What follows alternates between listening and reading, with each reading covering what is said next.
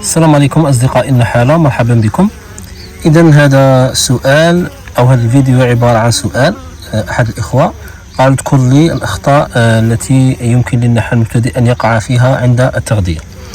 إذا هنالك عدة أخطاء لابد للنحال أن يجتنبها عند التغذية، ومن أبرز هذه الأخطاء والتي هي شائعة هي أولا التغذية في وقت غير مناسب. دائما لابد للنحال أن يحرص على أن يقوم بالتغذية في المساء لاجتناب السرقة، يعني الأفضل أن يغذي في وقت متأخر. أيضا من الأخطاء هو ترك الأكياس، أي أكياس تغذية عند الخلايا، وهذا يجلب السرقة للنحل، يجلب النمل، الدبابير، يعني ويرجع بالسلب على الخلية، خاصة إذا كانت الخلية ضعيفة. أيضا من الأخطاء الشائعة هو تقديم التغذية التي تكون مكشوفة أو ما نسميها بالتغذية الخارجية. فالتغذية الخارجية أيضا أراها من خاصة المبتدئ من الأشياء التي الأفضل أن يبتعد عنها وأن يجتنبها، لأن التغذية الخارجية لها ضوابط ولها شروط لابد أن تتوفر. أيضا من الأشياء التي أو من الأخطاء التي يقع فيها النحال عدم مراعاته لنوع الغذاء أو جودة الغذاء، فيقدم مثلا محلول سكري فاسد، أو هذا السكر الذي قام بجلبه لعمل محلول سكري، هذا السكر يكون فيه رواسب أو يكون مختلط بمواد مجهولة، فيسبب كارثة في النحل.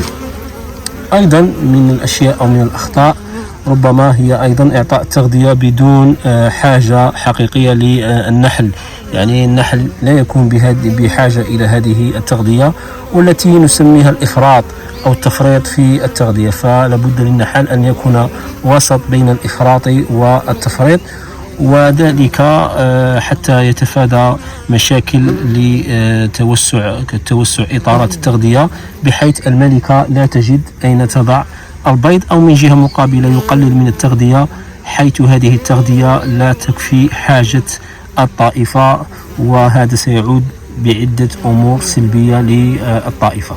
أيضا من الأخطاء أو من الأشياء التي ينبغي الاهتمام بها هو مراقبة استجابة النحل بعد التغذية، يعني إنسان لا يضع التغذية ويذهب، بل لابد أن يراقب وينظر هل التغذية تستهلك وطريقة استهلاك النحل للتغذية.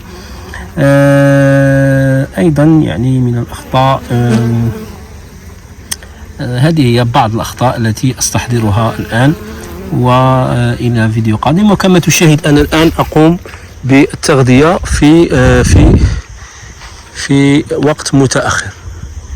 إذن هذه هي، وبالتوفيق وإلى فيديو قادم، والسلام عليكم ورحمة الله وبركاته.